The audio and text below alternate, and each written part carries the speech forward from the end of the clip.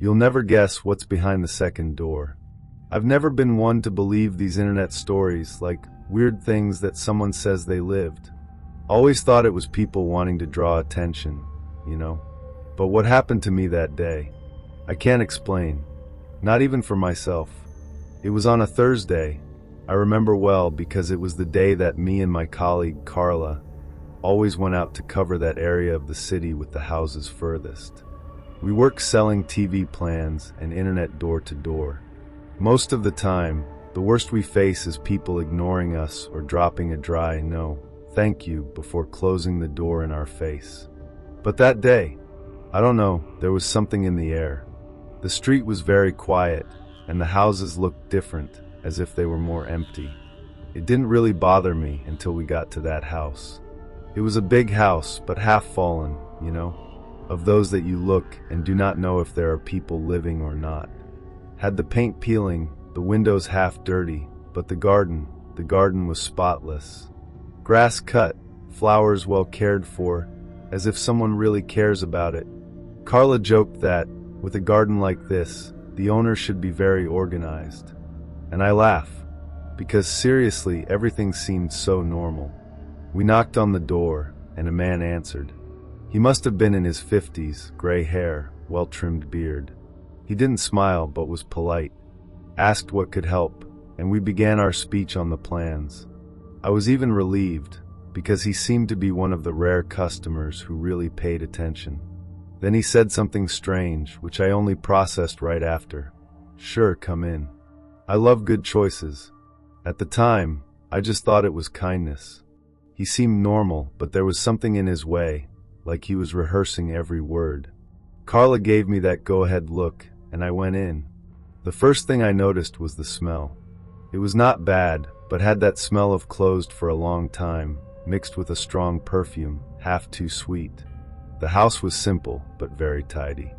Everything in place, each piece of furniture, seemed to have been placed with millimeter precision. He led us to a room with a sofa and 2 chairs. "Sit down, please. You work hard, you deserve a rest." Carla and I exchanged a quick look, like okay, weird but okay. We sat on the chairs while he went to a dresser in the corner of the room. When he came back, had a glass of water in his hand. Only one. He put it on the center table and stood, looking at us. Without moving a muscle, just looking. That started to bother me. "So, sir, what's your name?" I asked, to break the mood. He smiled for the first time, but it was a strange smile, as if forced. "You can call me Carlos," he said, and the way he spoke made my skin crawl. Something in his tone seemed so cold, so calculated. He continued, "Before we talk about your services, tell me, do you believe in the power of choices?" Carla laughed nervously and answered, kind of without thinking, "Well, I think so, right? Choices are important." His smile grew bigger, but the eyes had no emotion at all. By then, I was already uncomfortable. I can't explain it right, but it seemed like every second there made the air heavier. He was still standing, looking at us, while talking about choices, but in a strange way. Choices are everything, aren't they? Every step we take, every door we slam, it all leads to a moment like this. Carla gave a nervous chuckle and tried to change the subject, asking about the plans of internet. Only that he ignored completely. Instead, he took a key that was on top of the sideboard and slowly walked to the door of the room. It was then that he locked the door with a loud click that echoed in the whole house. I don't know what went through my head at that moment. Maybe it was the nervousness, or the fact that he didn't give any explanation. Just remember feeling my heart racing. Carla was serious at the time and tried to disguise, asking why he had locked the door. He just smiled again, that disturbing smile, and said, "You don't want anyone to interrupt us, do you? We're at an important moment." That's when I started to realize that getting out of there might not be so simple. Carla was mute, but I got to babble. "Look, I think we need to go. We have other houses to visit." He stepped forward, staring at us. "Go? No. You've come this far because you made choices. Now we need to talk about the truth." I don't know what went through my head at that moment. Maybe it was the nervousness or the fact that he didn't give any explanation. Just remember feeling my heart racing. Carla was serious at the time and tried to disguise, asking why he had locked the door. He just smiled again, that disturbing smile, and said, "You don't want anyone to interrupt us, do you?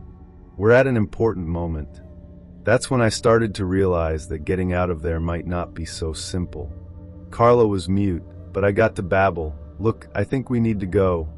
We have other houses to visit." He stepped forward, staring at us. "Go? No. You have come this far because you made choices. Now we need to talk about the truth." Carla couldn't take it anymore. She stood up suddenly and said, almost screaming, "Enough of that, sir. We're leaving now."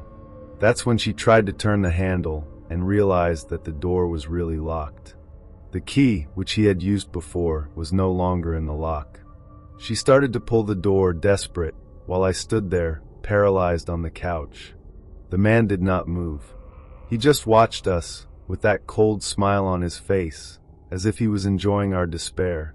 "You can try to get out," he said, almost whispering. "But it's useless. The door only opens when the choice is made." I tried to get up too, but my legs were shaking so much that it seemed they would give in. I asked, with the voice failing, "What choice? What are you talking about?" He didn't answer. Instead, he opened the book on the marked page, and inside there was... I don't even know how to describe it. They were not normal words. They were symbols, drawings, things I had never seen in my life. And as he passed his finger through it, I started to feel a pressure in my head, as if something was crushing me from the inside out. Carla started knocking on the door, screaming for help, but no one showed up. At that moment, I realized there was nobody around. It was just us and him. The pressure on my head only increased. It was as if every symbol he touched in the book made the air denser, more impossible to breathe. Carla, who was screaming until then, suddenly became silent. I looked at her and saw that she was still, with her hand on the door, but eyes fixed on nothing, as if in trance. My heart felt like it was going out. "What did you do with her?" I cried, or at least tried, because my voice came out weak, almost inaudible. He didn't answer. He kept running his finger through the symbols, mumbling something I couldn't understand, but that seemed old, as if it was not a language we know. That's when I heard it. It wasn't a sound coming from the room, but from somewhere deeper, like it came from the walls or under the house. It was a whisper, but not of one voice. They were many mixed, like a buzz that entered directly into my head. Closed my eyes and started crying, begging, "Please let us go. We don't want any more of this." He stopped suddenly, closed the book with a dry snap, and looked me in the eye. "You don't understand. I don't make choices. I just observe. It's with you." Carla turned slowly, as if pulled by something invisible, and looked at me. Her face was not the same. Something in it was different, empty. And that's when I understood. She had already chosen. I panicked a bit. Everything inside me screamed to get out of there, but the door was locked, and Carla, or whatever she had become, didn't look like her anymore. She looked at me, but her eyes, it was as if there were no life in them, as if it were just an empty shell. The man smiled, satisfied, and said, "There is always one who understands faster. You, on the other hand." He turned to me, and at that moment I realized it was my turn to do something. I just didn't know what. I started begging, "Please, I just want to go. I don't want that, whatever it is." He sighed as if bored. "I go away. It's not that simple. You knocked on the door, came in, and now you have to decide. Because in the end it all comes down to choices." Carla started walking towards me, but her movements were strange, mechanical. She didn't blink, didn't say anything. She just walked. I stood up, shaking, and tried to push her away, but her touch was cold, as if she were dead. I screamed, pushed her, and ran to the other side of the room. But the man was still standing, just watching. He seemed to enjoy watching the chaos, as if it were a game. I leaned against the wall, panting, trying to find a way out, anything that could get me out of there. The man just stood there, looking at me with that enigmatic smile. Carla, or whatever she was now, kept walking towards me, slow but with a frightening determination. "You need to choose," he said, with an almost impatient tone. "Either you stand and accept the truth, or, well, you find out what happens to those who try to run away from it." I started screaming, begging, crying. I didn't know what he wanted me to do. I didn't even know what that meant. Then something happened. The lights in the room started flashing, as if the power was failing. The sound I had heard before, that hum of voices, became louder, more intense. The walls seemed to vibrate, and I swear I saw shadows moving on them, as if they were alive. It was enough to make me run. I threw myself against the door, screaming, pulling the handle with all the force I had. And then out of nowhere it opened. Don't know how, because I didn't hear the key turn, but it opened.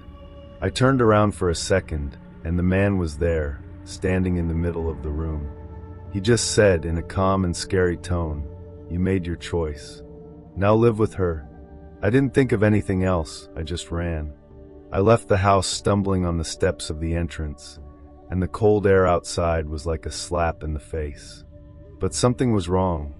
The street looked different. The houses around it were more distant, almost blurry, as if I was in a dream. I turned to see if Carla was behind me, but the door had closed. She didn't leave. My heart was racing, and I couldn't decide if I would come back to try to help her or keep running. The only thing that made me follow was that almost instinctive feeling that if I stopped, something much worse would happen. I ran to the main street, and when I looked back, the house was no longer there. It was as if it had never existed.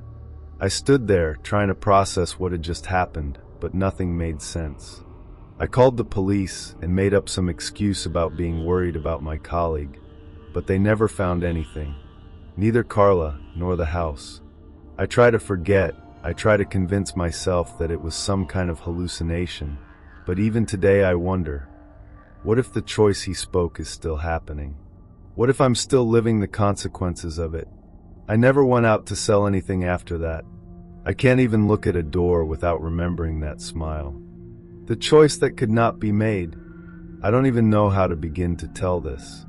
It seems surreal when I think about it now, but at the time it seemed as real as anything else in my life. Carla and I were sitting in that room, with that strange man looking at us as if he knew something we didn't. The feeling was horrible, as if we were being judged for something that we had not done. He put 2 pieces of paper on the table, folded, and stood silent. He didn't explain anything, just pointed with his finger, as if he hoped that we would know what to do. At first, Carla gave a nervous chuckle and asked what it was, but he only said, "Choose." It's simple. Of course it didn't seem simple. I took one of the papers and tried to open it, but he suddenly spoke with a firmer voice. "Look only after you have decided." My heart popped. Carla looked at me, and for the first time I saw fear stamped on her face. Usually she was the bravest, always making fun of me for being scared. But there, at that moment, I could see that she was also completely lost. I wanted to ask what would happen if we didn't choose, but something told me that I didn't want to know the answer.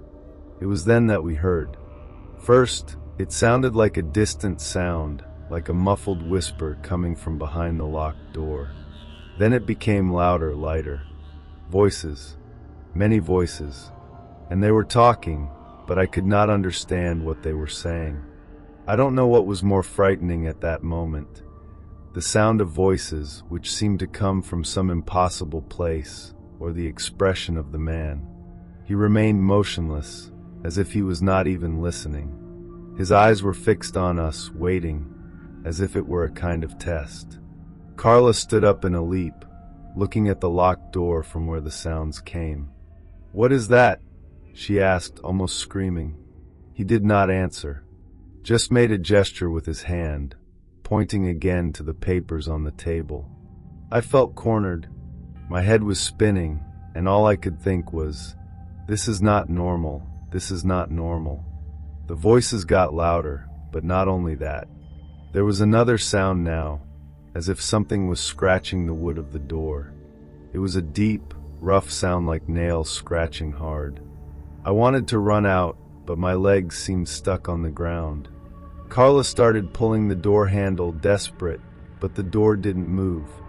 "The choice needs to be made before anything else," he said, and this time his voice sounded deeper, more, I don't know, like it had come from a different place.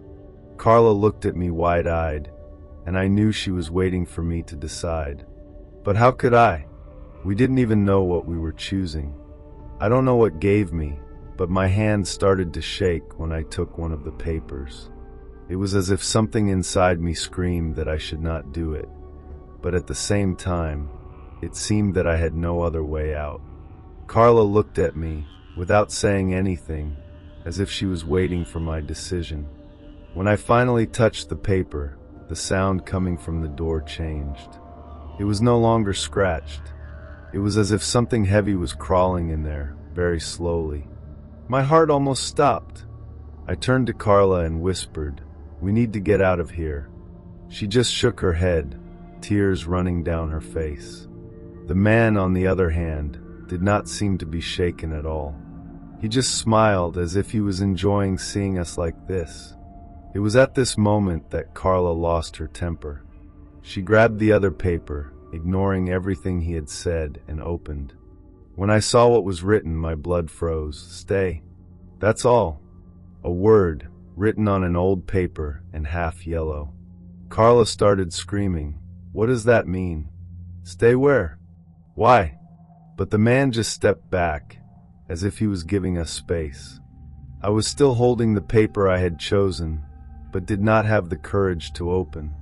The voices got louder, almost deafening, and now I could hear something more. Steps. Heavy, firm, coming from behind that door.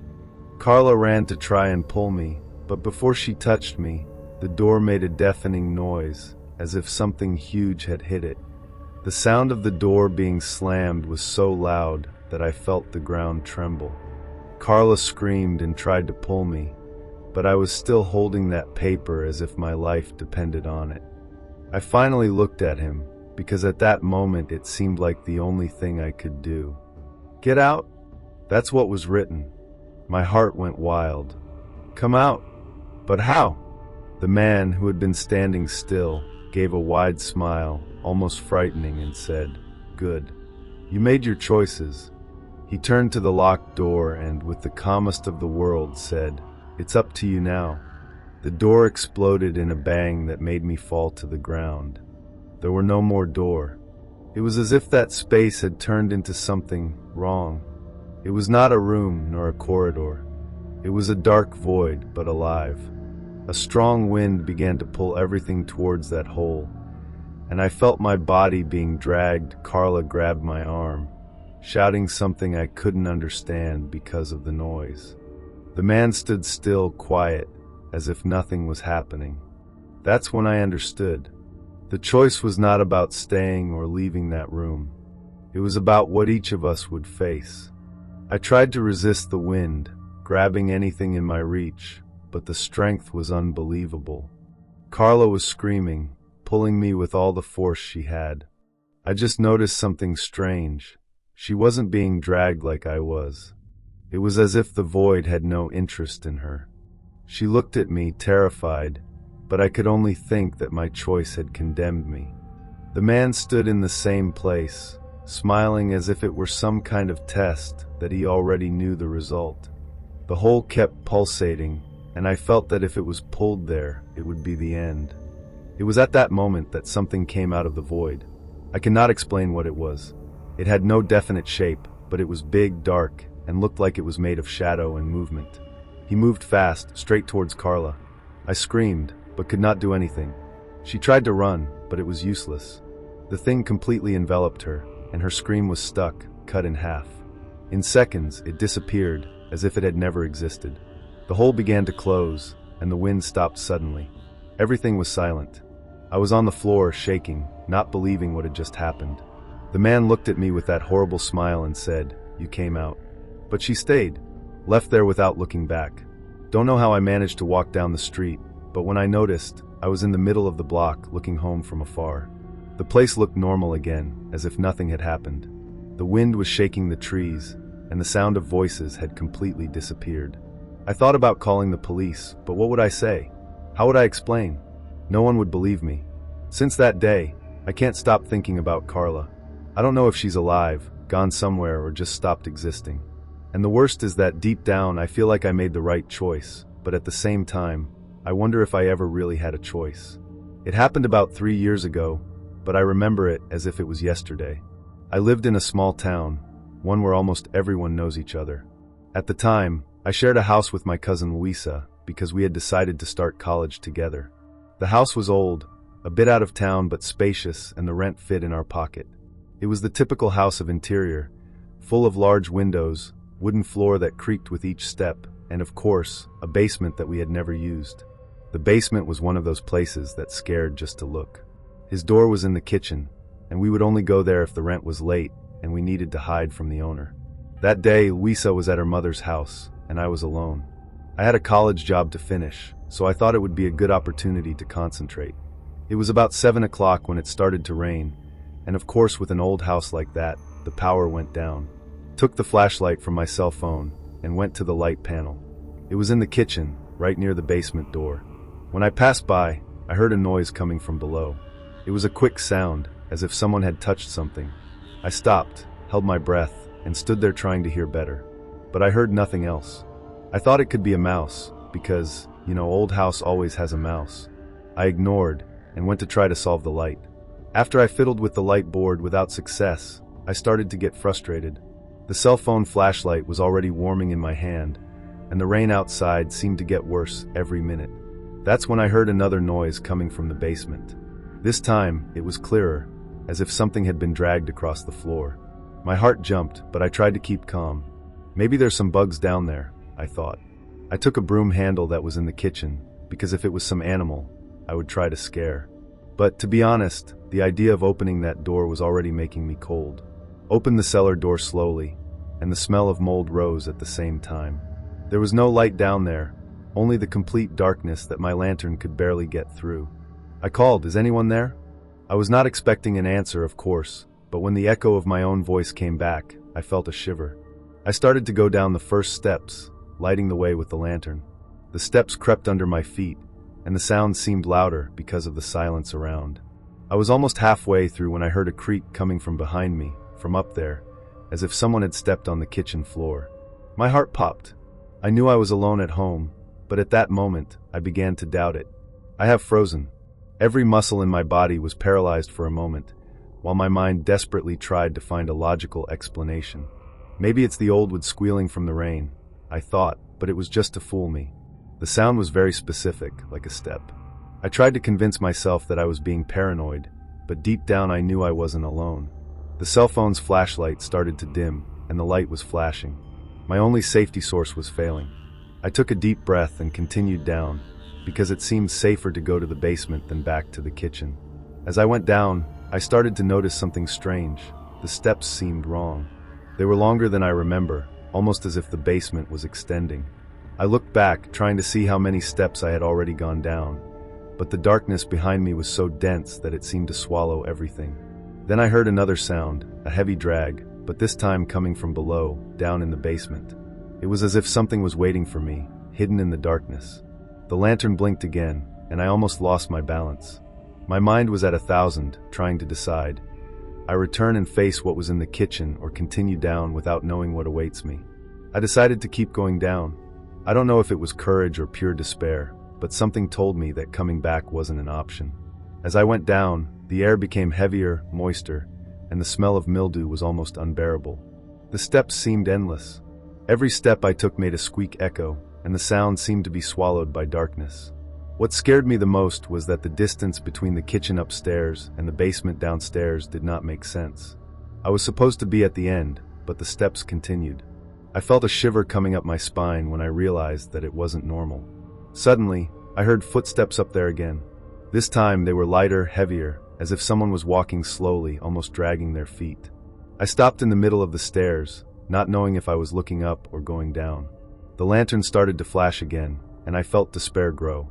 At that moment, I realized that the noise of the steps was not the most strange.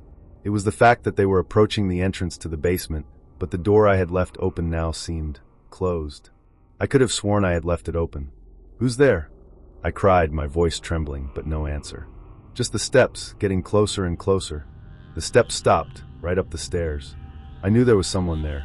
My heart was so fast that I could barely hear my own breath. The light of the lantern blinked frantically, and for a second almost everything went dark. I tried to take another step down, but my body did not obey. I was stuck, holding the railing so hard that my fingers hurt. That's when I heard the most disturbing sound of all. The door handle of the basement turning slowly, as if someone was testing it was locked. But I knew it wasn't. Whoever it was, he could come down at any time. Without much thought, I went down 2 more steps, almost stumbling, while pointing the lantern forward. I couldn't see the end of the ladder, but there was a faint noise coming from below. It sounded like breathing. Slow, heavy, as if something was waiting for me. Suddenly I heard the sound of steps on the stairs, now behind me coming down. I turned the lantern towards the noise, but there was no one. You could see nothing but emptiness.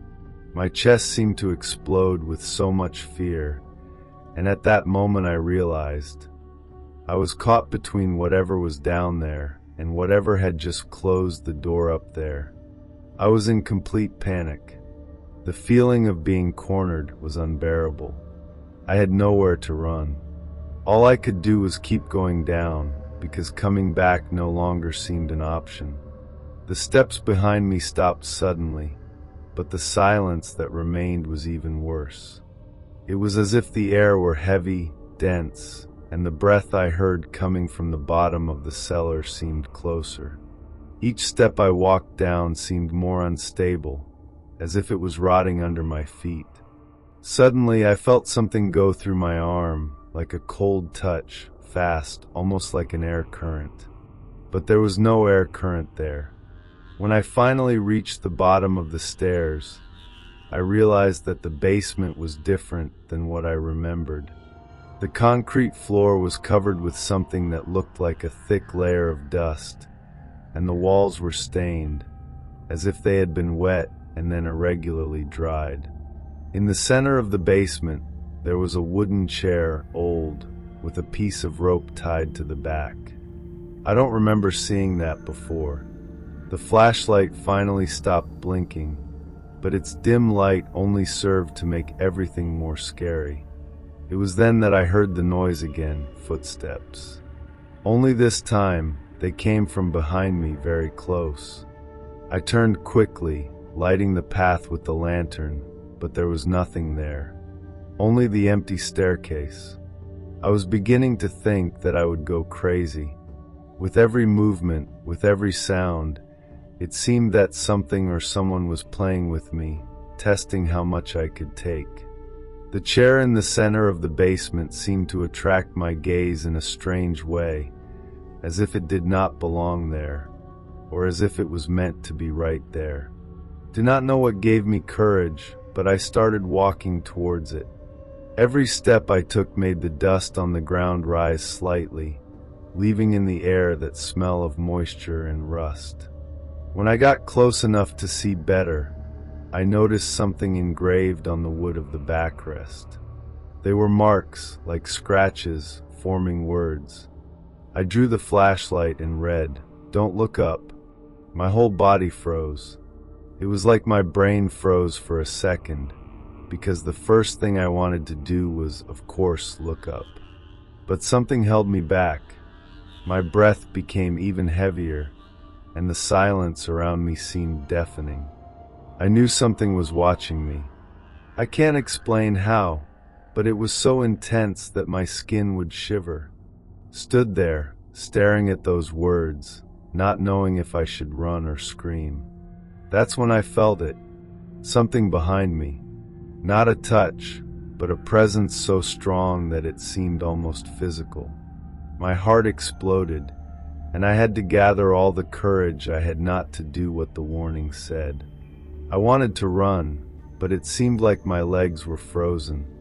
The presence behind me was so intense that it felt suffocating. Every second, My mind struggled with the almost irresistible urge to turn my head and look up. Then the sound came back, closer this time, slow steps echoing through the basement. They were not coming from the stairs, but from the ceiling directly above me. My flashlight started flashing again, and the space around me seemed tighter, as if the cellar was shrinking. It was hard to breathe, and all I could think of was, I can't look, I can't look. Suddenly the footsteps stopped. The silence was so absolute that I could hear my own heart beating. It was at this moment that I felt something cold, almost like a breath, passing through the side of my face. My whole body panicked, but I forced myself not to move. I knew that if I looked, something terrible would happen, even without knowing what exactly. I tried to step back, but tripped over something and almost fell. My flashlight fell on the floor and went out. Now it was completely dark. That's when I heard a voice. Not a whisper, but a firm, low voice, and it seemed to come from all sides at once. She said only one thing, "It is too late." When I heard those words, something inside me broke. I knew I had no control over anything that was happening. The silence returned, but the environment seemed even heavier, as if the air itself was crushing me. In the complete dark, I tried to find my phone on the floor, groping desperately with his hands. My fingers finally touched the flashlight, but when I picked it up, it was still out. My heart was pounding, and I couldn't think straight. I just knew I had to get out of there no matter what. I started crawling in the direction I thought it was the ladder, feeling the cold and dirty floor under my hands. As I moved, the steps started again. This time they came from all directions. It was impossible to identify where they came from or how many people were there. My body was shaking, and my instinct was screaming for me to run. But how can I run in the dark?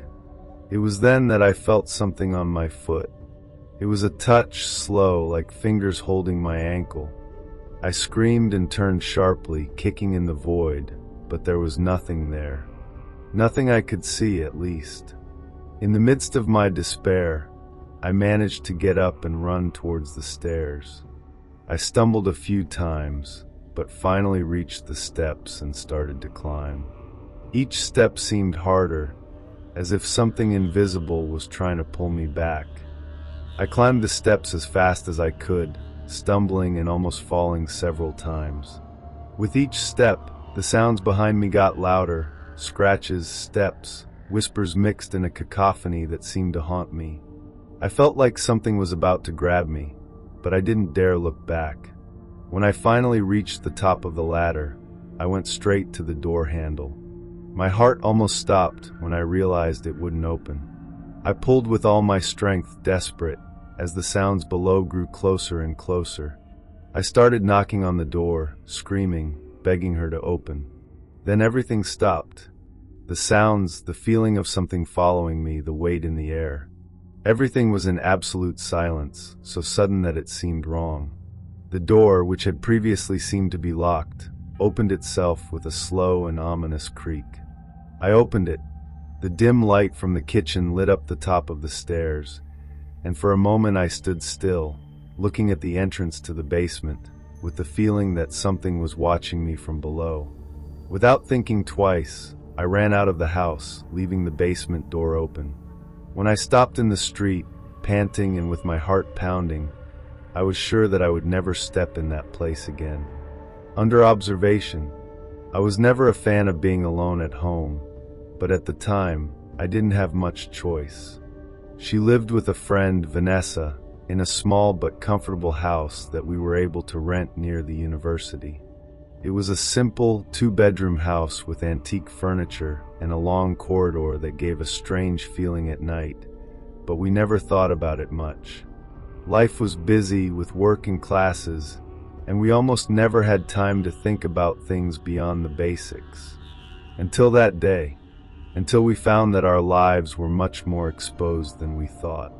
It all started on a Friday night. Vanessa had gone to spend the weekend at her parents' house, so I was alone. I decided to clean the house because the place was a mess. While I was fixing the bookcase in the room, I found something strange. Behind one of the frames, there was a small device similar to a camera lens hidden. I was confused at first, thinking it was some broken accessory or something that the previous owner of the house had forgotten. But as I looked closer, I realized it was a camera, a working camera.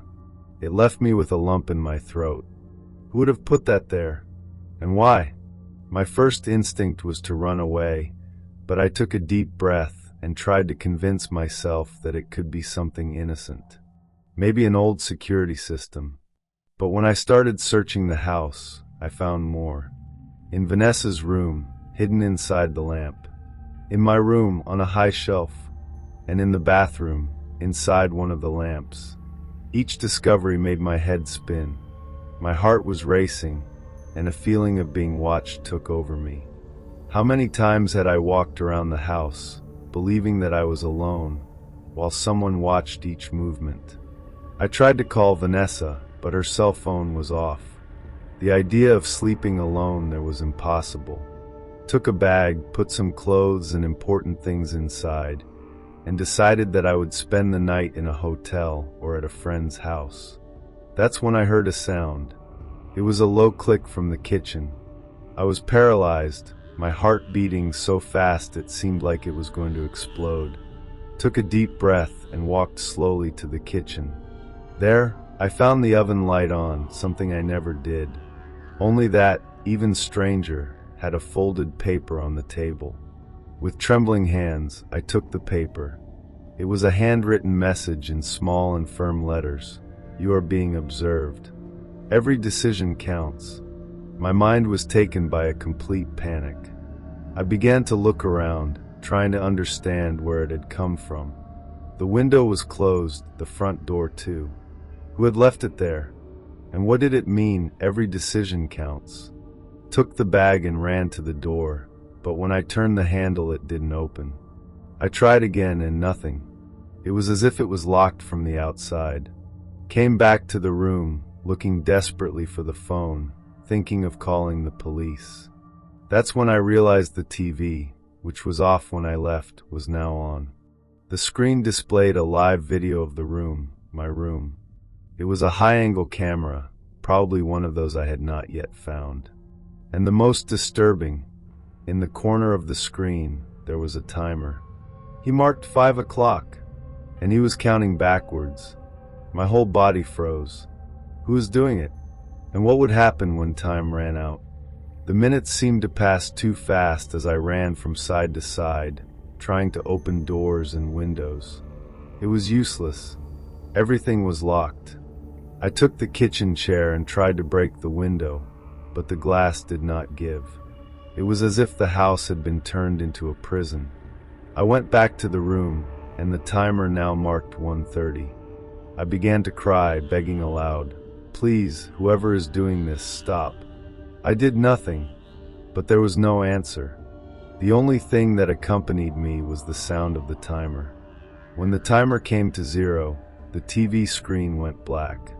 For a moment there was absolute silence, as if the world had stopped. Then the TV turned on again, displaying a simple message: you passed the test. For now. And soon after, everything went back to normal. The door, previously locked, opened as if it had never been blocked. The lights that had caught were stable again. But I knew that nothing was normal. Someone was manipulating me, testing me, and I had no idea who or why. I spent the night in my car, parked in a busy place. I couldn't get home. When Vanessa came back, I told her everything, but she didn't know what to say. We called the police, who found some cameras but no clue of who put them or how everything was connected. I moved the following week, but I never could feel at ease anywhere. To this day, I wonder what they were looking for in that test. And even worse, what would have happened if I had not passed? The man who could not hear. It all started so innocently that I still try to understand how it took the direction it took. Me and my friend Camila were traveling to a small town in the interior where we intended to spend the weekend exploring trails and waterfalls. We found a place to stay that seemed perfect, a simple but comfortable guest house, advertised by a gentleman named Geraldo. He seemed friendly in the messages, describing the house as quiet and secluded. It looked exactly what we needed. When we arrived in the late afternoon, the house was as in the photos, rustic, with old furniture but well maintained. Geraldo welcomed us with a smile, was polite, but had something in his way. I do not know. He was nice, but his presence was somehow uncomfortable. After showing us the room and common areas, he handed an envelope and said it was a welcome orientation. I thought strange, but did not question it. As soon as he left, Camila opened the envelope, and there was a single sheet inside with a warning in capital letters. Do not speak near him. We didn't react. We started laughing nervously, thinking it was some kind of joke or an exaggerated instruction to keep the peace of the place. But the weirdest part was the last sentence on the note. When he hears, he knows. We tried to interpret it in various ways, but nothing made sense. Even so, we decided to ignore it, thinking that maybe it was some strange superstition. After we read the note, we were a little tense, but we laughed about it. It must be just an eccentric old man, Camila commented. We decided not to give too much ball and enjoy the rest of the afternoon. We spent time exploring the surroundings of the house and returned early in the evening. When we came in, Geraldo was sitting in the room reading a newspaper. He greeted us with a nod and continued quietly, without making any effort to talk. We went to the room, locked the door, and started talking about what we would do the next day. That's when, without realizing it, we started whispering about the note. Is this serious? I asked softly. Camila shrugged, but before she could answer, we heard footsteps in the corridor. The steps were slow, calculated, as if someone was listening through the door. We stood motionless, looking at each other without knowing what to do. After a few seconds, the steps stopped right in front of our room. My breath was stuck, and Camila made a sign for me to be quiet. We stood still, without moving, until we heard a low sound, almost imperceptible, coming from the other side of the door. It was like a heavy breath, but not normal. There was something disturbing about that sound. Camila pointed to the light under the door, which was blocked by a shadow. He was standing there listening. After a time that seemed like an eternity, the steps echoed again through the corridor. Only this time they moved away. The sound of heavy breathing disappeared, and the shadow disappeared. Me and Camila looked at each other, trying to process what had just happened. I approached the door with my heart pounding and looked through the small gap. The corridor was empty. I went back to bed, but the discomfort was evident.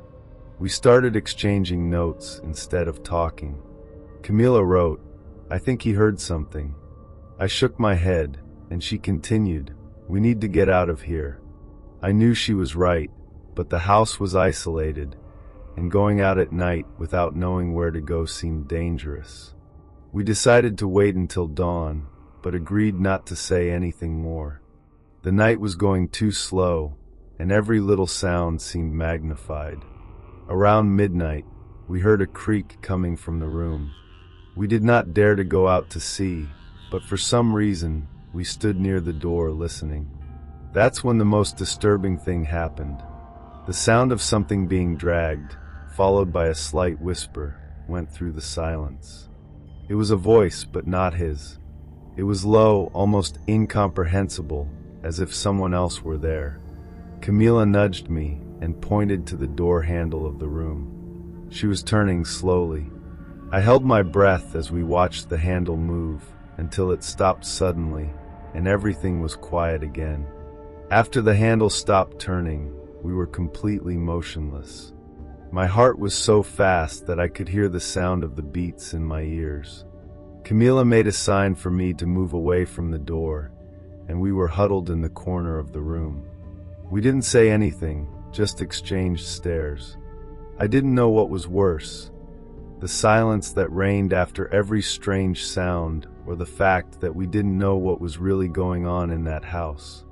We decided to wait until dawn, but we had no idea how we would endure those endless hours. At about 3 o'clock in the morning, the situation got worse. A loud noise, as if something had fallen or been thrown against the floor, echoed through the house.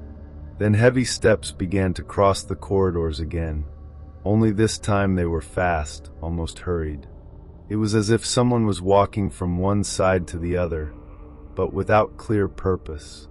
Camila held my hand so hard that it almost hurt, and I returned the squeeze. The worst of all happened when we heard the voice again, this time much clearer. "They are here." You couldn't tell where it came from, but it seemed to echo through the walls, as if it was everywhere at once. After hearing that phrase, my whole body locked in. It was impossible to tell if the voice came from outside the room or somewhere deeper, as if it were in the very structure of the house. Camila started writing something on a piece of paper that we had used before to communicate, but her hands trembled so much that she could barely hold the pen. She scribbled, "There's someone else here."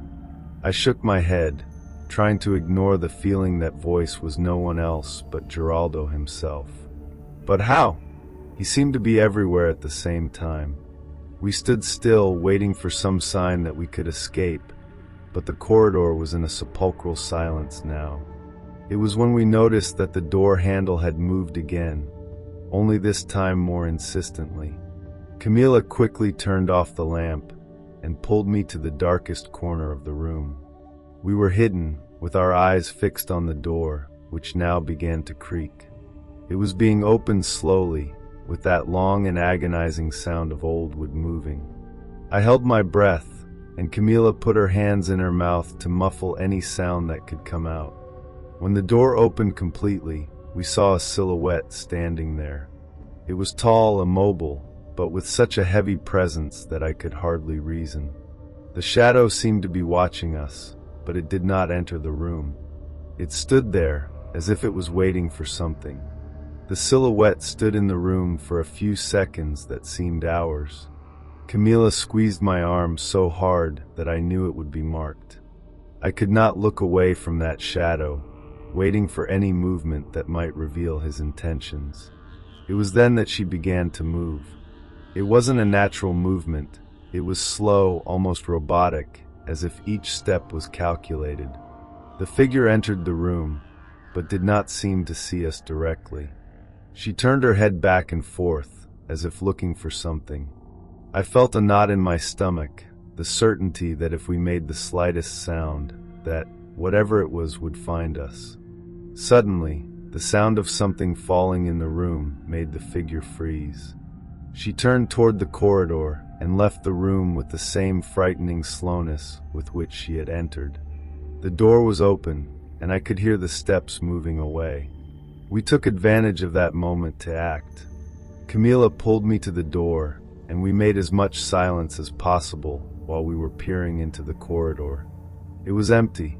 We started walking tiptoeing towards the exit, but as soon as we got close to the room, we heard the same whisper. It was almost a lament, repeating softly, "They can't escape." My heart shot, and for a second I thought of running, but Camila held me. She pointed to the window of the room. It would be our only chance. With our breath held, we began to move towards the window. The silence in the house was so intense that any movement seemed deafening. Camila arrived first and tried to unlock the latch carefully, but it was stuck. I knelt beside her, trying to help. Our hands trembled so much we could barely hold the lock right. As we fought with the window, we heard the steps again. They were coming back, and this time faster. The sound echoed through the corridor, closer and closer, until we felt the ground vibrate slightly under our feet.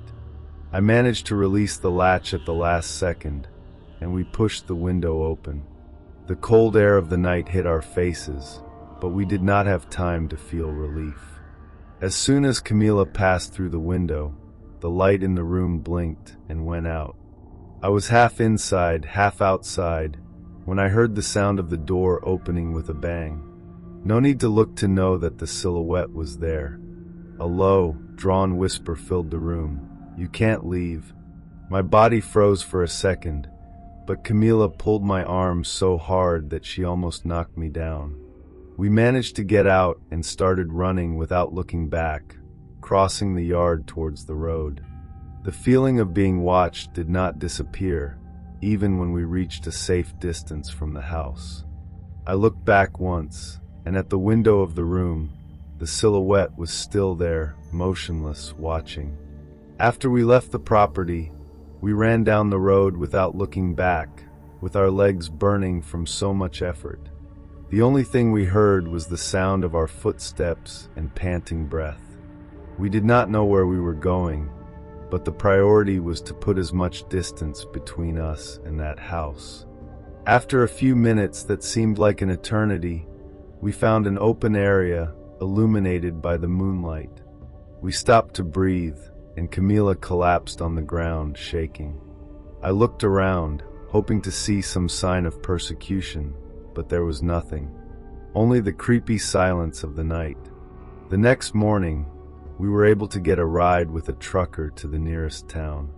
We told our story to the local police, but they seemed skeptical. When they returned to the house to investigate, we were informed that there was no one there, nor Geraldo, nor any sign of the things we saw. The house was abandoned, as if no one had lived there for years.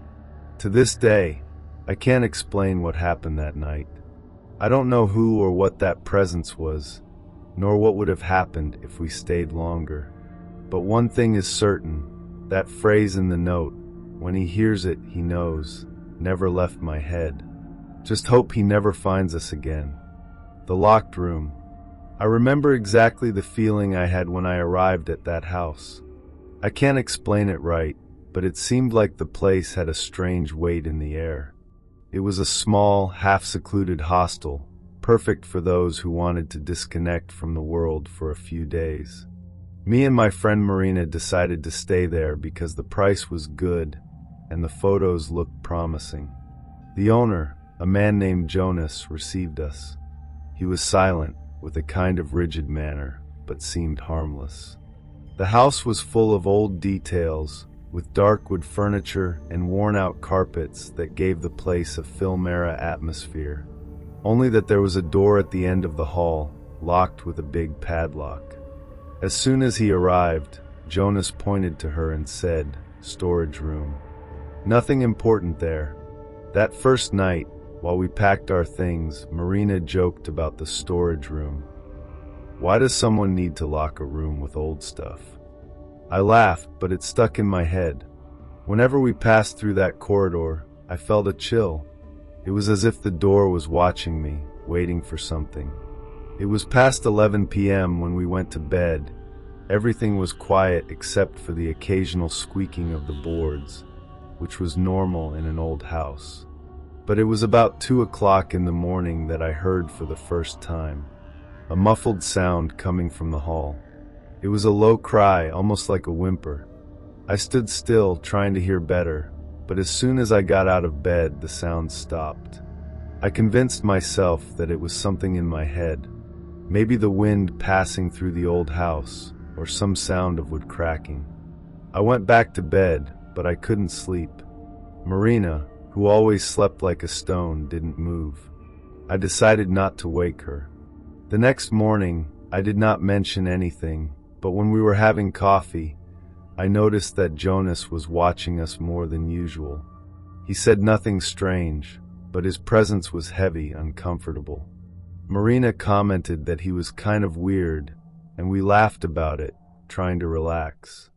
I spent the day trying to forget the sound of the night before, but deep down something bothered me.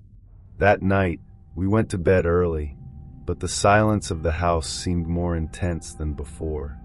And again, about 2 o'clock in the morning, I heard the same sound. This time, it wasn't just a muffled cry. It was as if someone was sobbing, trying to hold the sound so they wouldn't be heard. My heart started to shoot, and I couldn't ignore it. I called Marina, who woke up confused, but as soon as the sound became clearer, she also got tense. We stood up slowly and opened the bedroom door. The hallway was dark, with only the dim light from the window illuminating part of it. The sound came from the locked room, and now it was clearer. Definitely someone was inside. We stood at the door of the room, not knowing what to do. The sound continued, a muffled crying that seemed almost desperate. Marina looked at me and whispered, "We have to do something." But what exactly? Trying to open that door seemed a dangerous idea. Jonas had made it clear that no one should move there. Even so, I could not ignore. We took the phone and tried to light the hallway, but the light seemed insufficient, as if the darkness was denser near that door. We walked slowly, trying not to make noise. Every step made the wooden floor creak, and I felt my heart beating so hard that it seemed he was going to betray me. When we got close to the door, the crying stopped. We were still, not knowing if we should continue. It was then that we noticed something even more strange. The lock seemed slightly crooked, as if someone had tried to force it. "There's someone trapped inside," Marina muttered, and her tone of voice only increased my nervousness. She suggested trying to open the lock, but before we could do anything, we heard steps. Not from inside the door, but coming from the other side of the house. Slow and heavy steps. We froze. Jonah was awake, and if he caught us there, we didn't know what he could do. The steps were getting closer and closer, and we froze. There was no way to go back to the room without being seen. Marina pulled me to the corner of the corridor, near a large bookcase where we tried to hide. Jonas appeared with a flashlight, lighting the corridor methodically, as if he was looking for something. He seemed too calm, but that only made it more frightening. When he got close to the locked door, he stopped. He stood there, motionless, looking at the padlock. I could not see his face clearly, but I could feel the tension in the air. It was when he muttered something that made my blood cold. "I warned you not to move." He did not enter the room, only adjusted the lock as if to ensure that it was firm. Then he turned off the flashlight and went back to the opposite side of the house, the steps echoing until they disappeared completely. We stood still for a while, without daring to move. When we finally came out of hiding, Marina was determined. "We need to open that door and find out what's in there," she said, her voice trembling but firm. We took a clip from her hair and tried to force the lock. I don't know how we did it, but he gave in. As soon as we took the lock off, we heard a deep sigh coming from inside. My whole body shivered. It was as if something was waiting for that moment. With the lock on the floor, we stood still, looking at the door as if it were going to explode at any moment. Marina put her hand on the doorknob, but hesitated. "What if it's a trap?" she whispered, and I had no answer. But the idea of leaving without knowing what was happening was even more frightening. She turned the handle slowly, and the door opened with a low, prolonged creak. The first thing we sensed was the smell. It was heavy, suffocating, like something that was closed for a long time. We lit the inside with the cell phone, and what we saw was strange. There was no one there, but the room was covered with symbols. Drawings scratched on the walls, on the floor, as if someone had spent hours doing it. In the center of the room, there was an old chair with chains wrapped around it, but no one was stuck there. Marina stepped in, but I stood at the door, unable to move. It was then that we heard the sound again, a muffled cry, only now it came from all sides, as if the room itself were crying. The cell phone light started to fail, blinking in a strange way. I pulled Marina out, panic taking over. But before we could close the door, something moved in the back of the room. It was fast, almost imperceptible, but we both saw. Something was there, and we were not alone. We closed the door tightly and put the lock back, even though we knew that would not help. Our hands trembled so much that it was difficult to fit the lock in place. We didn't exchange a word, but the look of Marina said it all. We needed to get out of there. We ran back to our room and locked the door, trying to muffle the sounds around us. The crying had stopped, but now the silence was even worse. Sitting on the floor, leaning against the wall, we tried to think of a plan. My mind was spinning, thinking about what we saw in that room. The chains, the symbols, that movement in the background. It didn't make sense. And the scariest part was that Jonah clearly knew what was going on. Suddenly we heard his footsteps again, only now they were in a hurry. He stopped right in front of our room, and the handle started to turn. My heart almost came out of my mouth. I held Marina, and we were still.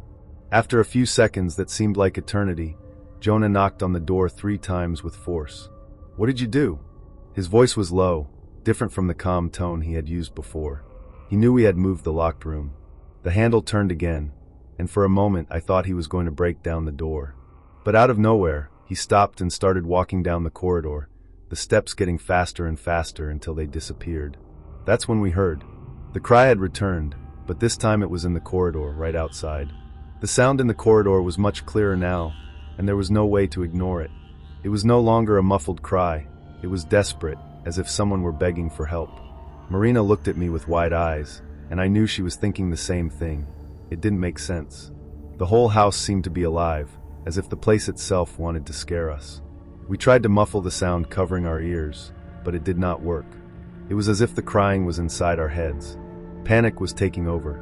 "We have to get out of here now," I whispered, and Marina agreed without hesitation.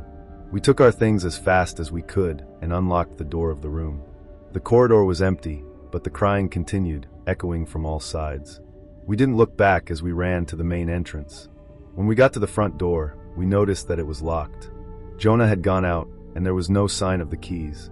We began to desperately look for a way out, but every window, every door, everything was locked. It was when we heard something new, steps coming from upstairs.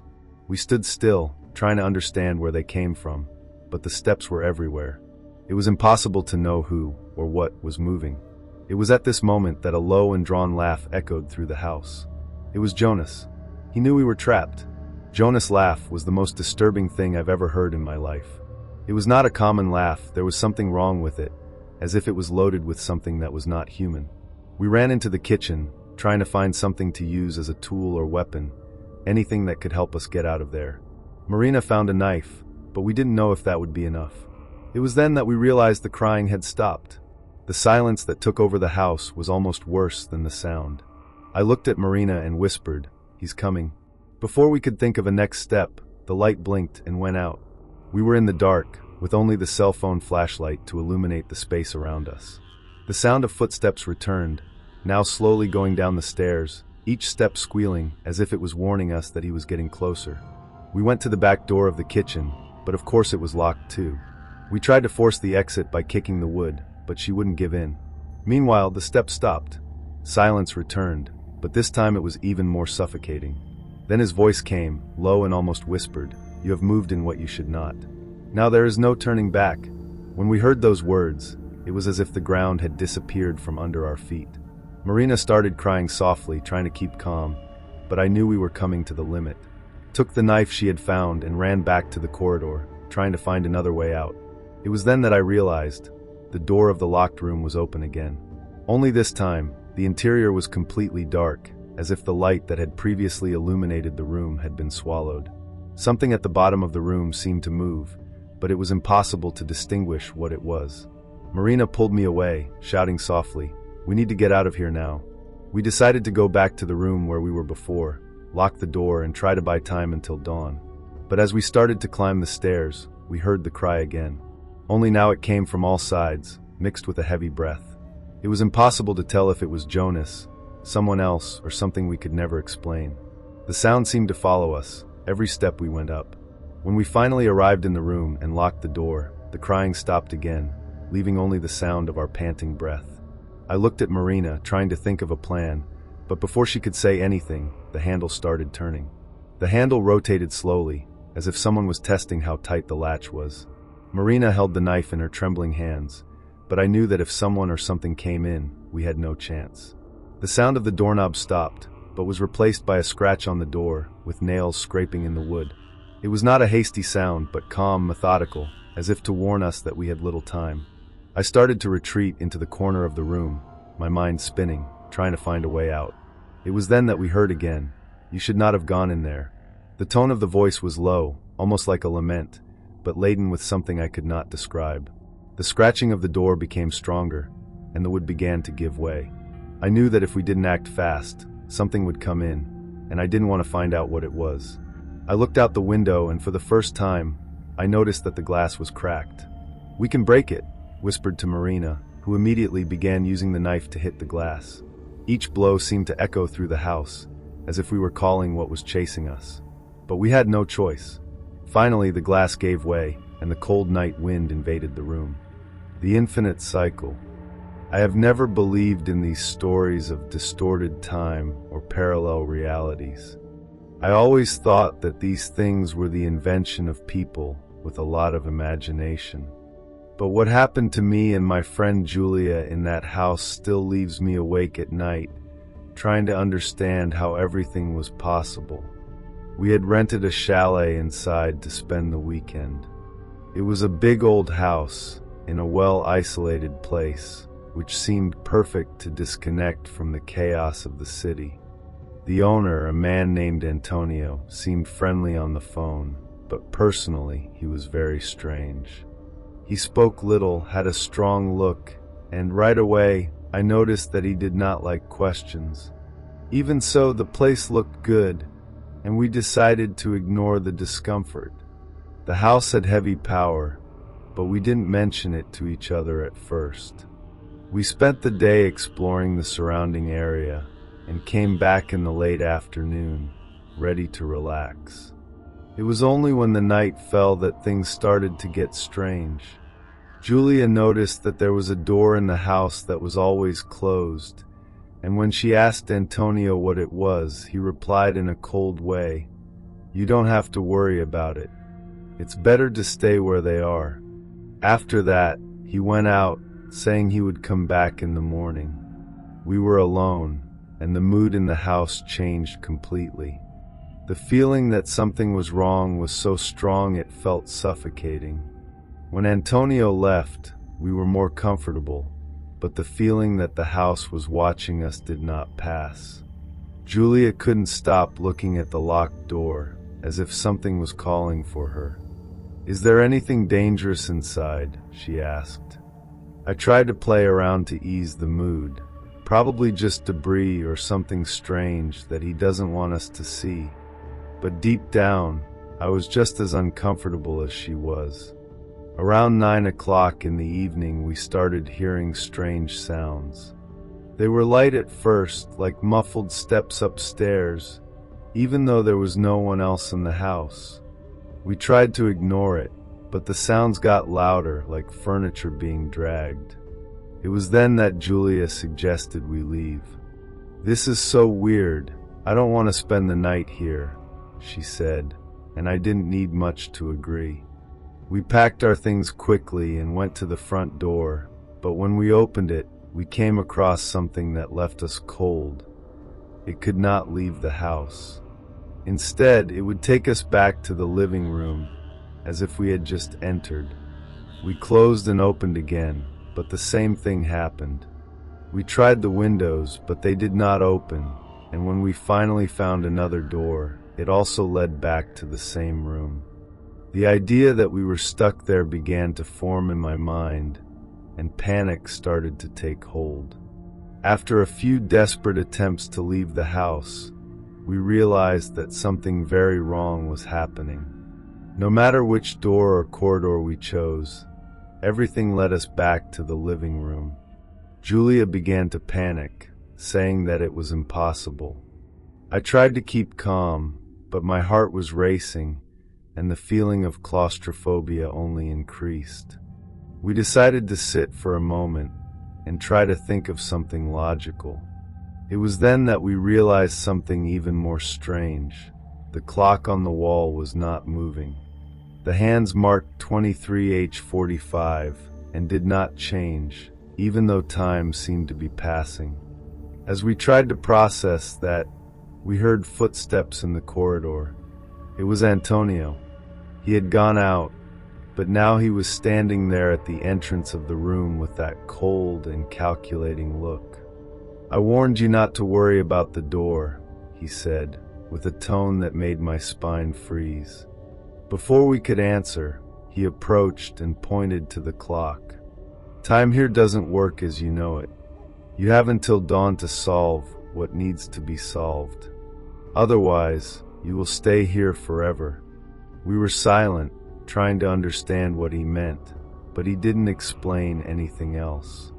He just turned and disappeared down the corridor. We stood in the room, trying to process what Antonio had just said. Solve what needs to be solved. What does that mean? Julia asked with a trembling voice. I had no answer. Every word of it echoed in my head, and the idea of being stuck there forever seemed more real every second. We decided to explore the house again, looking for clues or some solution. But every door we opened, we only found more confusion. The rooms seemed to change place, and objects that were in one place now appeared in another. It was as if the house was playing with us. It was when we returned to the living room for the third time that we noticed something new. On the coffee table there was a puzzle. He wasn't there before and had pieces scattered all over the table. The picture looked like a clock, but several pieces were missing. Julia started to put the pieces together without thinking, as if something inside her forced her to do that. While she was working, I heard a sound coming from the corridor, steps again, but this time they were faster, as if something was running. When I looked, I saw nothing, but the feeling that we were being watched became stronger. I think that's our puzzle, I said, trying to ignore the growing panic. Julia was so focused on the puzzle that she seemed to not realize how wrong the situation was getting. I, on the other hand, could not take my eyes off the dark corridor, expecting Antonio or something else to appear at any moment. The pieces of the puzzle were strange, made of a material that looked cold to the touch, almost metallic. As Julia was fitting each piece, I noticed that the environment around us began to change. The walls of the room looked narrower, and the air became heavy, as if the house was reacting to what we were doing. "Do you feel that?" I asked, and Julia just shook her head, too focused to answer. When the puzzle clock was finally almost complete, I realized something that made me freeze. The picture showed exactly the clock of the room, with the hands stopped at 11:45 p.m., but there was a different detail. A final piece, still out of place, showed the dawn. Julia picked up this piece, but before she could fit it, we heard a deep and cold voice behind us. "Are you sure you want to finish?" It was Antonio, standing in the middle of the room, watching us with a look that seemed to cross my soul. He didn't look like the same man we knew before. There was something wrong with him, his eyes, his posture, everything seemed distorted. The presence of Antonio in the room made the air seem even heavier. Julia froze with the last piece of the puzzle in her hand, while I could only face that man, or whatever he was. "What if it's a trap?" she whispered, not taking her eyes off the board. Antonio stepped forward with that same piercing look. "Everything here is a choice." They finished and found the answer. But remember, not every answer is a solution. His voice was low, but full of something I couldn't explain, as if he were speaking straight into my mind. Julia looked at me, waiting for me to say something, but I was paralyzed. Then the room began to change. The walls seemed to move, as if the house was alive. The clock on the wall finally moved, but in reverse. The hands were turning back. Julia screamed, pulling me out of the trance, and I saw that she was about to fit the last piece. "Do something," she cried, but what could I do? Before I could answer, she put the piece in place. At the same moment, the clock in the puzzle and the wall marked midnight exactly, and everything was silent. The house stopped, the air was static, and Antonio disappeared as if he were never there. As soon as Antonio disappeared, a deafening sound filled the room, as if all the walls were breaking at the same time. Julia and I instinctively hugged each other, hoping something horrible would happen. But instead, everything stopped suddenly. The room was completely different now. There was no furniture, no doors, no clock on the wall, just an empty and dark space with a dim light coming from somewhere we can't identify. The puzzle piece began to shine, emitting a low and pulsating sound. Julia tried to touch it, but I held it. Something inside me screamed that it was not safe. Then we heard Anthony's voice again. We didn't know where it came from, but it seemed to fill the whole space. You made your choice.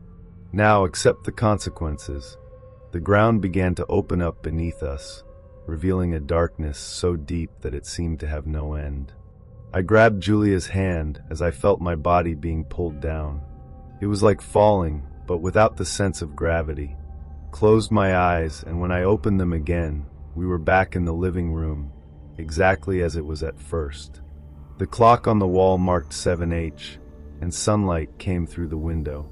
The house seemed normal. We sat there, on the floor of the room, trying to understand what had just happened. It was as if everything had returned to normal, but we knew there was nothing normal in that place. The clock was 7 o'clock, but it made no sense. We could not sleep, and the dawn seemed to have come too fast. Julia stood up and went to the front door, and this time she opened without resistance. The light outside was so bright that it almost blinded us, but we didn't think twice before running out. When we got to the road, we looked back, hoping to see the house, but it was no longer there. There was only an empty field, as if the house had never existed. We walked until we found someone to ask for help, but every time we tried to explain what happened, it seemed that the words did not make sense. Whoever heard it thought it was just a crazy story. Even between us, we avoided talking about it later. The feeling that that house, or whatever was inside it, still watched us never went away. To this day, I have nightmares about that puzzle, and sometimes I wake up in the middle of the night thinking I'm still stuck inside. We did not solve what needed to be solved, but I am sure of one thing. Whoever enters that place never leaves the same way. In the darkness, we're not alone. I have always been a practical person who does not let himself be easily frightened. But what happened that night still keeps me awake. Me and my friend Danny, we rented a house away from the city with the aim of spending a quiet weekend away from the urban chaos. The house was simple but cozy. The owner, a man named Louise, seemed friendly at first, but there was something in his way that did not please me. He avoided staring at us for a long time and spoke with an exaggerated calm, as if measuring every word. When he handed us the key, he made a point of mentioning, "If the power goes down, don't panic. Just keep the flashlight close." Me and Danny laughed, finding that an unnecessary comment. The end of the afternoon was normal. We prepared dinner and talked about the routine until around 9 p.m. Everything became completely dark. Without warning, the power went down. The house, which before seemed cozy, now was just a lot of shadows swallowing every corner. We took the lanterns that we had brought, but the silence was disturbing. It was absolute silence, which made every movement seem amplified. Danny tried to call Louise, but the cell phone had no signal. "I think it's just a power outage," I said, trying to seem calm. But it was at that moment that I heard the first sound. It was a low, dry snap coming from the corridor. I looked at Danny, who had also heard, and the fear in her face made me freeze. We stood still, not knowing what to do. The snap was followed by something that looked like a drag, as if something, or someone, were moving slowly down the corridor. Danny's lantern shook along with her hand as she pointed to the entrance of the hall, but we saw nothing.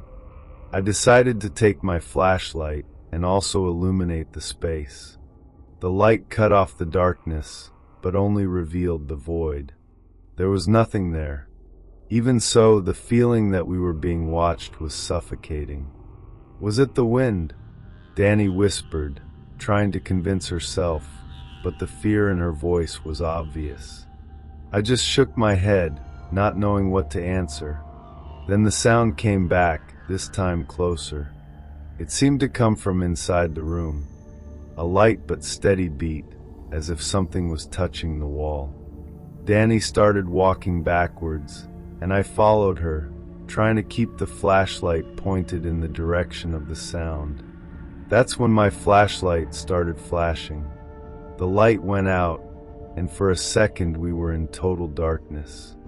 The sound of the movement became clearer, but I could not tell what it was. When the flashlight came back on, something in the environment seemed wrong. Danny pulled me by the arm and pointed to the reflection in the mirror of the room. There was nothing there, but I was sure that for a moment I had seen a shadow pass. That reflection in the mirror left me paralyzed. I wasn't sure what I had seen, but Danny was pale, squeezing my arm as if she were trying to hold on to reality. "We need to get out of here," she whispered. I agreed, but when we turned to go to the door, we realized something was wrong. The corridor, which before seemed normal, now appeared darker, as if the lantern was not able to illuminate it completely. "It's just darkness," I tried to say, but my voice came out failing. Then Danny's lantern started to flash, too, and in the brief moment of light we saw a shadow move at the end of the corridor. It was not an object. It looked like a person. We tried to keep calm and walked slowly to the front door, but it did not open. Locked, even if before it was unlocked. Danny started to desperately pull the handle as I lit up the hallway, trying to understand what was going on. The shadow appeared again, this time closer, but still could not see what it was. She made no noise, but each movement seemed to carry a weight that was impossible to ignore. I felt a shiver rising up the spine, and at that moment Louise's warning echoed in my head. The darkness is not empty. I realized he was right. The problem was that we now knew it was too late. Danny gave up pulling the door and started looking for another way out. "The windows," she said, her voice trembling. We ran to the kitchen, but as we tried to open the window, we noticed that the glass was completely stuck. It was like it had been sealed from the inside. We tried to force it with a kitchen utensil, but before we could make any progress, the sound came back. It was no longer a simple drag or snap. It was something heavier, like slow steps, but impossibly low, echoing throughout the house. Danny pointed the lantern at the entrance of the kitchen, and for a moment we swore to have seen a shadow standing there. She was tall, taller than anyone else, but had no definite shape. When the lantern blinked, the shadow disappeared. It was at this moment that Danny's flashlight went out completely. We only had my flashlight, which was already flashing and seemed increasingly weak. Despair began to take hold of us. I held her hand and pulled her towards the nearest room, thinking we could at least lock ourselves up and buy some time to think. When we went in and locked the door, everything was quiet again.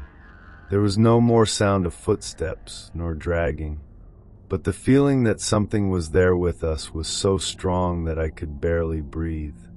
The flashlight blinked again, and in the brief moment of light, we saw something in the corner of the room, something that was not there before.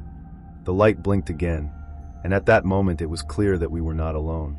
In the corner of the room, where before there was nothing, now there was a still figure. It had no face, no definite human features, but the shape was unmistakably of something alive. It seemed to be made of pure shadow, but it was dense, solid, as if absorbing the little light that remained. Danny started to back up, tripping on the furniture, while I tried to keep the flashlight pointed at it. Each time the light blinked, the figure seemed closer, even without making any movement. It was as if the simple flashing stole our time. "That's not possible," Danny whispered, her voice almost inaudible. I couldn't answer because my legs were stuck to the ground. Then the lantern failed once and for all, leaving us in complete darkness. The silence that came after was unbearable. There was no more the sound of footsteps nor scratches, but the presence was overwhelming. Suddenly, a low noise, almost like a breath, began to fill the room. It was slow, heavy, and seemed to circle around us as if it studied us. Danny held my hand tightly, and it was only then that I realized the most frightening detail. The room, which before seemed small, now seemed immense. As if we were in a space that had no end. In the darkness, I had completely lost track of time. The room seemed to extend in all directions, and the breath continued, closer and closer. Danny shook my hand, but said nothing, and I knew she was as terrified as I. Then a faint light appeared. It was not from the lantern, but came from the ceiling, as if a crack had opened, leaving a pale and unstable light. For a moment, the shadow in the corner was visible again, but now it seemed bigger, more defined. It wasn't standing still, was moving towards us, pulled Danny, screaming to run. We tried to open the door of the room, but it seemed to be locked inside, even if there was no visible lock. The dim light on the ceiling began to flash, just like the lantern, and with each interval of darkness the shadow was closer. It was as if the light itself attracted her. When we finally managed to unlock the door, we ran back into the room. Everything seemed the same, but the feeling that something was following us was unbearable. It was at that moment that we heard a voice, low and hoarse, as if it came from within the walls. "You should not have stayed in the dark." Louise was right from the start. The dark wasn't empty, and now he knew where we were. We arrived in the room completely panting, and for a moment it seemed that silence had taken over the house again. Danny threw herself on the floor, touching the wall, while I tried to keep the flashlight pointed at the door, even though I didn't know if it would still work. The light blinked one last time, and went out once and for all. We were completely vulnerable. Before I could say anything, the sound came back. Now it was no longer a simple drag or steps. It was as if something gigantic was moving around us, but without a fixed point. It was impossible to know where it came from. Danny started crying softly, but I could only think of how to get out of there. It was then that something on the wall caught my attention. Don't know how, but even in total darkness I could see a kind of crack that wasn't there before. It seemed to pulse lightly, as if it were alive, and emanated a faint, almost imperceptible glow. Without thinking too much, I approached and touched. The wall was cold and damp, but it seemed to respond to my touch, slowly expanding the crack. Danny came after me, holding my arm, and started pulling me away. "That's not going to get us anywhere," she said, her voice filled with despair. But the crack kept growing, and something inside me said that was the only way. The crack grew fast, extending through the wall as if it was feeding on the dark. The faint glow that came from it seemed to call us, but at the same time there was something profoundly wrong with the whole situation. Danny tried to pull me away, but I couldn't move. It was like something in the crack was holding me, forcing me to pay attention. Suddenly, a sound came from inside her, a muffled and distorted voice, but unmistakable. It was the voice of Louise. "Get in before it's too late." Danny started shaking her head frantically, pulling me harder. "This is a trap, we can't go," she cried, but my mind was divided between logic and pure instinct. It was then that the sound in the rest of the house changed. There were no more steps or scratches. It was something much heavier, as if walls and furniture were being destroyed, crushed by something invisible. The crack was now so large that it almost took over the entire wall, and the brightness grew, illuminating the room with a pulsating and uncomfortable light. I knew we had no choice. I grabbed Danny's hand and, against her will, pulled it toward the opening. The light became more intense as we approached, until, with a last deafening sound, it completely swallowed us. The silence that came after was total, as if the world around us had disappeared. When the light swallowed us, it was as if time and space ceased to exist. There was no floor, ceiling, walls, just an endless void, illuminated by a pale clarity that seemed to come from all sides. Danny was beside me, breathing with difficulty, but at least we were together. I looked around, trying to understand where we were, but the feeling was that we had been torn out of reality. Then, the voice of Louise returned, this time clear and firm, as if he was speaking inside our heads. "You need to see to understand. The dark has never been empty." Before we could react, the light began to dim, and something started to appear in the distance. It was the house, but not as we had left it. It was distorted, with impossible angles and windows that seemed to lead nowhere. We were pushed back, as if an invisible force would throw us into the living room again. Everything looked the same, but the feeling that something had changed was overwhelming. The crack in the wall had disappeared, and the clock of the room was 3 o'clock in the morning. I looked at Danny, who was sitting on the floor, still in shock, and at that moment I realized that silence had returned. There were no more sounds, no shadows. The house seemed empty, but we knew it wasn't. Still in shock, we slowly got up and started walking around the house. Everything seemed to be in place, but something didn't make sense. It was like we were inside a copy of the house, a perfect reflection, but lifeless. Danny pointed to the clock. He still marked 3H, but the hands did not move. "It's as if time had stopped again," she said, her voice still trembling. We tried the main door once more, and to our surprise it opened easily. The fresh night air hit our face, and we ran outside without looking back. The road leading to the city was exactly as we remember it, but the feeling that something was watching us was impossible to ignore. As we ran, the sound of steps came back, but this time it was behind us, on the path we left behind. We looked quickly, but there was nothing, only the darkness of the road and the shadows of the trees. "No, stop, keep walking," I screamed, and Danny sped up. Only when we got to an open area where the moonlight lit everything, we felt a little safer. We looked back again, but the house was no longer there. It was as if she had never existed. The silence around us now seemed too deep, as if we had left something behind, but we were still followed by the feeling that the dark was not empty, and maybe never was. Before and after, I never imagined that such a simple decision could carry so much weight. It all started when me and my friend, Letitia, decided to stay in a country house to escape the city rush. The place seemed perfect, isolated, surrounded by nature, with a rustic charm that seemed to have come out of a catalog. The owner, a man named Raoul, met us at the gate with a smile that I found friendly. But there was something in his eyes that I could not decipher. It was an intense look, almost as if he already knew something we did not know yet. He showed us the house, explained the basic rules, and before leaving, he paused a strange pause and said, "Choices. That's all that matters." At first, the phrase didn't mean much to me. I thought he was trying to sound philosophical or something. We spent the afternoon exploring the house, which was larger inside than it looked outside. Everything was fine until dusk. That's when we found Raoul again. He appeared suddenly, sitting in the living room, even if we had not heard the door open.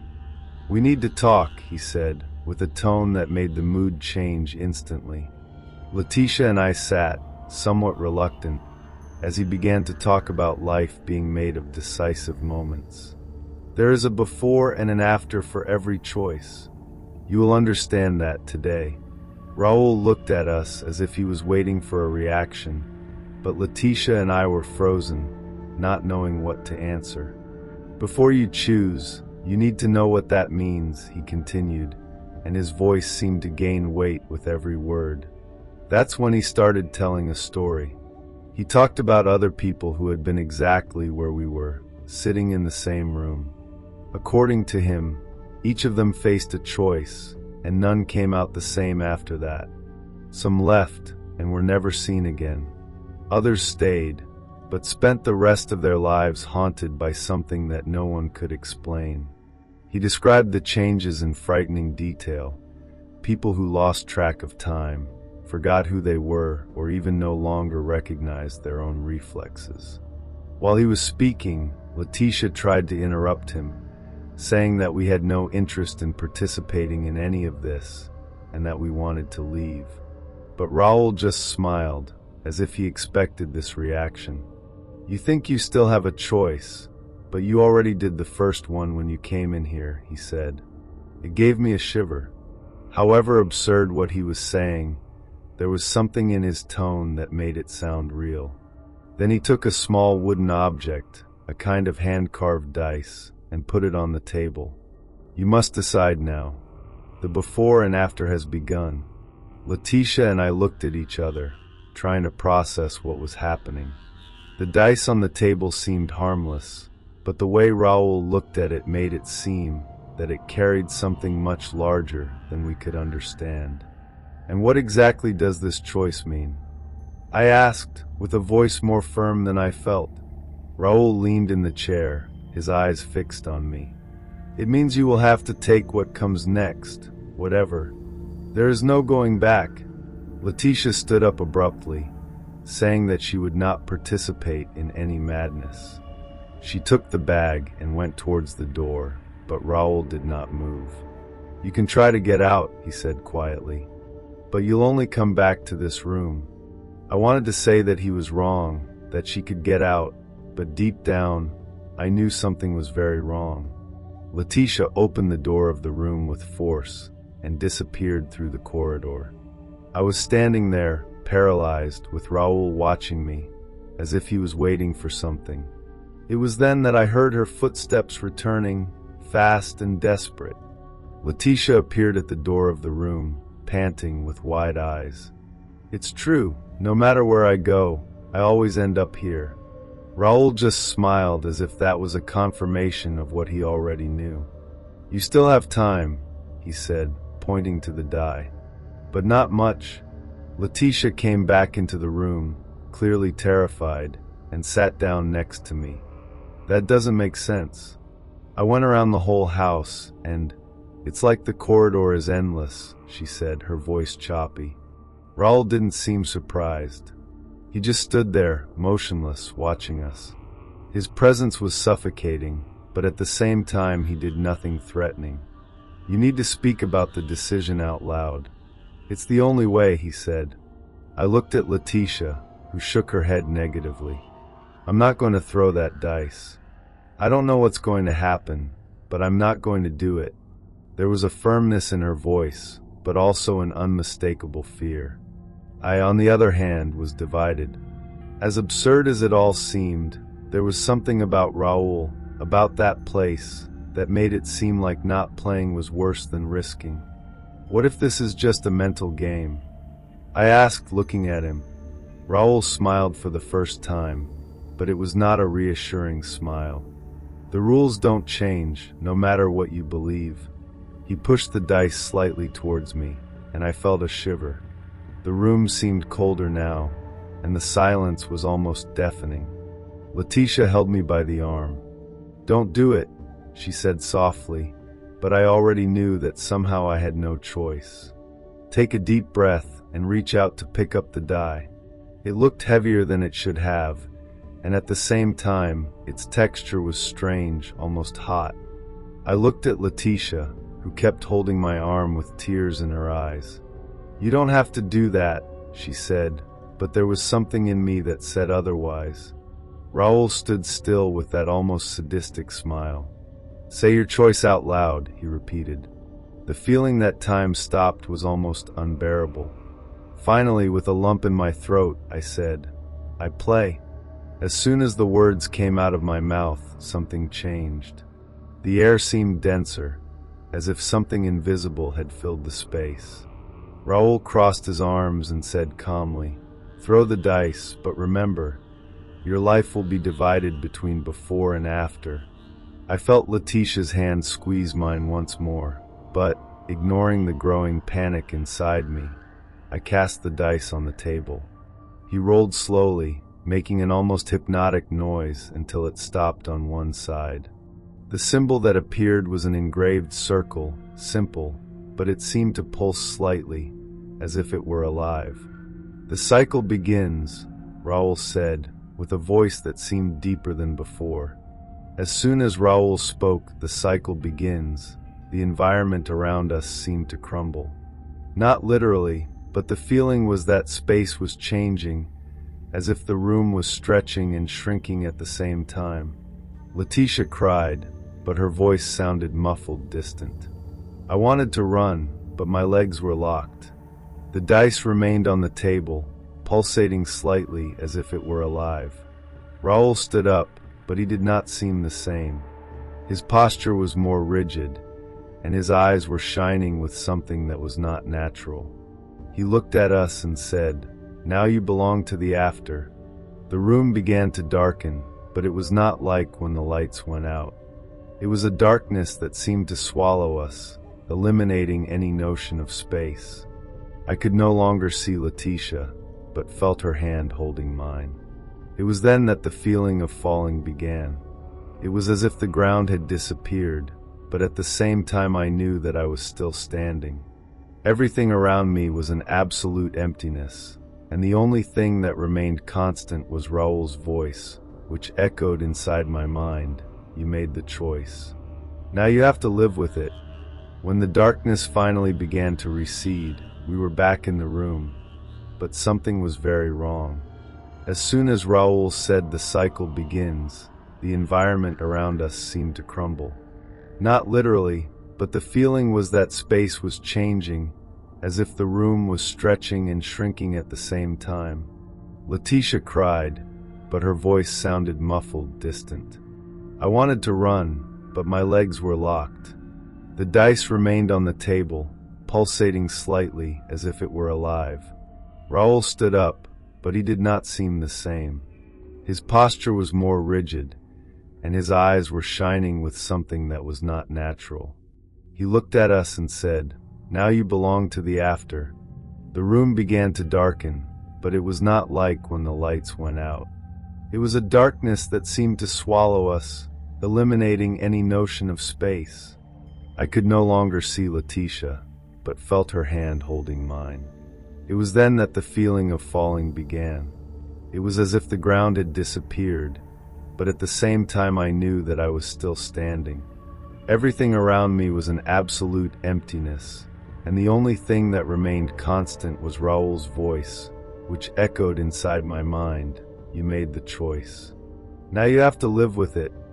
When the darkness finally began to recede, we were back in the room, but something was very wrong.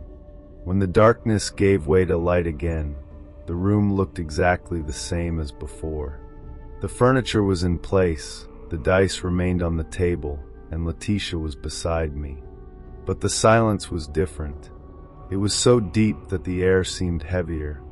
Letitia looked at me, wide-eyed, and pointed to the clock on the wall. He marked exactly the same time as when it all started. "It doesn't make sense," she whispered, but her voice sounded weak, as if being swallowed by the environment. Raoul was no longer there, but his presence was still almost palpable, as if he was watching from somewhere we could not see. It was then that I realized something even more disturbing. Looking out the window, I saw that the world outside was not the same. The sky had a strange color between gray and green, and the trees seemed to be moving, even without wind. "I don't think we're going anywhere," Letitia said, and her voice broke the silence in a way that made me shudder. We tried the main door again, but it was still locked, even though it had been opened before. I began to feel panic taking hold. Everything seemed the same, but it wasn't.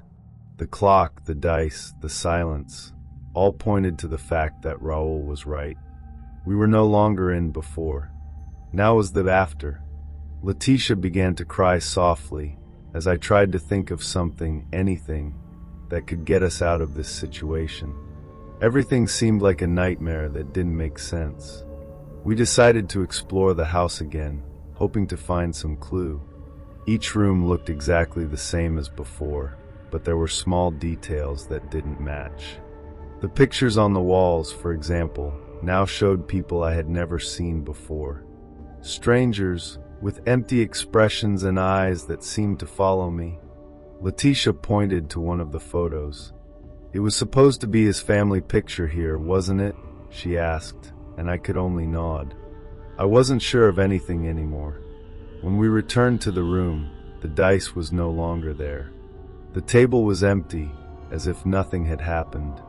It was then that we heard a sound coming from outside the house, steps, but not normal. They were slow and heavy, as if something huge was walking around the house.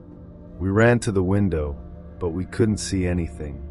The light outside seemed fainter, almost like an eternal evening.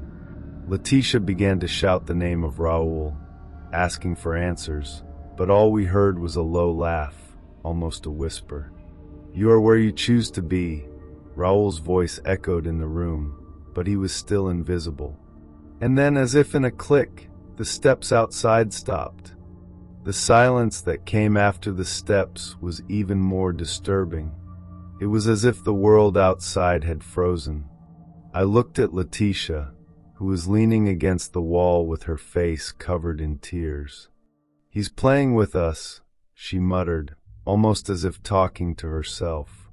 I wanted to answer, say something that calmed her down, but I didn't know what was real anymore. It was then that I realized something on the ground, where before the dice were. There was a symbol burned on the wood, the same circle that appears on the die. It seemed to pulse lightly, as if it was still hot. I bent down to play, but as soon as my fingers came close, I heard Raoul's voice again. "The cycle is not over yet." The light in the room began to flash, and a strange sound, like a hum, filled the room. Letitia shouted, pointing to the corridor.